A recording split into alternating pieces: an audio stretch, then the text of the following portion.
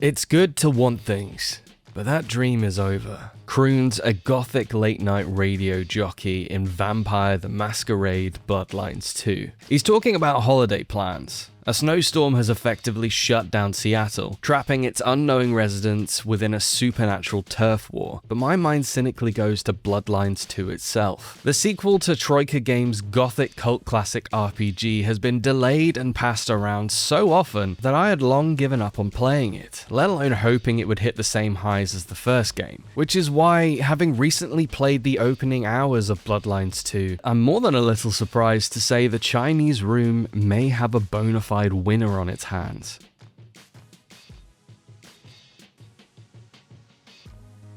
In the basement of a rundown apartment block, elder vampire protagonist Fire has just woken up from a 100-year sleep. I'm warned the slumber has left Fire a little weak, but against the hapless security guards and ghouls, humans who have had a taste of vampire blood, inhabiting the rest of the building, he feels anything but. Scuttling through grimy corridors and over rotting rafters, Bloodlines 2 points out all of the things that vampires do better. Fire can double jump, glide, and scramble up walls, with the added verticality proving incredibly handy. I'm forced to hide from a squad of cops who turn up looking for 2 missing security guards, as preserving the Masquerade, Vampire Society's rules for remaining hidden, is as important as feeding. Speaking of which, check the basement for those guards. But away from prying eyes, Fire can punch enemies halfway across a room, use telekinesis, and pulp heads with his bare hands. It's all very gnarly, which sucks for the ghouls I meet on the way out of the apartment block. However, combat is hard to get a read on at this stage. Fire can use light and heavy punches to stagger foes to be fed upon or executed, and although it certainly feels powerful,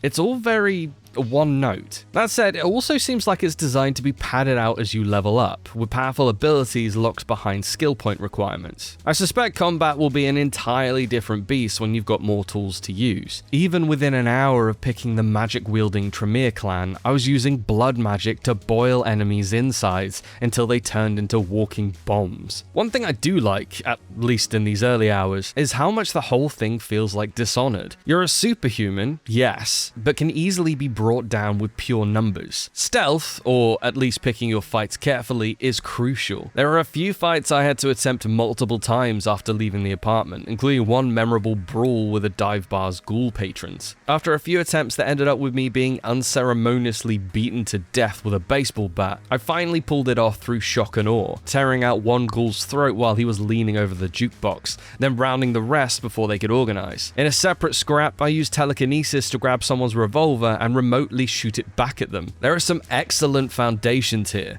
so I sincerely hope I'm only looking at the early stages of a slower burn RPG combat system. Well then, welcome to the 21st century.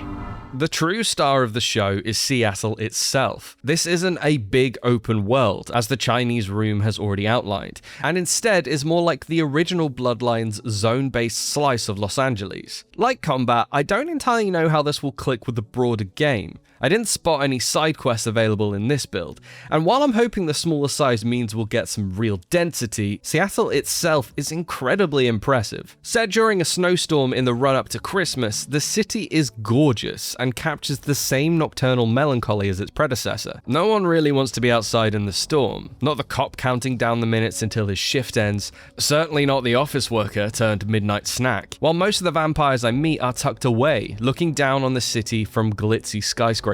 There are ways to move around Seattle quicker, like climbing up the walls to run over rooftops or using your vampiric powers to run inhumanly quickly, but both break the Masquerade if you're seen. And on 2 occasions, I had to lose cops down snowy back alleys. I didn't see any punishments for breaking the Masquerade, though escaping from the police may have avoided that. But given it has its own stealth meter-esque UI, and its importance is stressed by every vampire in town, it remains to be seen how it's going to be enforced. Look past the glittering Christmas trees and oh so cozy snow, and Seattle is a supernatural powder keg. The story of Bloodlines 2 opens with the city on the precipice, with Seattle's vampiric leadership reeling from coordinated attacks across the city. Meanwhile, Fire has awoken with the voice of fast-talking vampire detective Fabian in his head, and they're both as keen as the other to work out why they're sharing a brain. Throw in the fact that Fire needs to seek permission to stay in Seattle, hooray for vampire bureaucracy, and the opening hours are part noir detective thriller, half schmooze fest with the city's ruling vamps. A surprisingly intricate dialogue system helps both halves shine. When picking conversation options, a message in the top right corner of the screen perceives how the person you're talking to reacts to the topic. Asking Seattle's former prince, or ruling vampire, about why they handed the city's reins over, and they'll get irritated. I refuse to be intimidated by an aggressive sheriff enforcing the Masquerade, and instead of becoming confrontational, he was impressed by my implied strength. Good job matching his macho, comments Fabian afterward. Later, when Fabian's briefing me on a vampire I'm about to meet, he mentions offhand that they're also a Tremere, closing out my hands-on with a flashback to one of Fabian's memories. I use a range of vampiric abilities, think mind reading and using illusion to disguise my appearance, to interrogate and investigate my way through a night shift as a Seattle detective. Even outside of conversation, similarly small details meant I slowed down my playthrough to relish it all.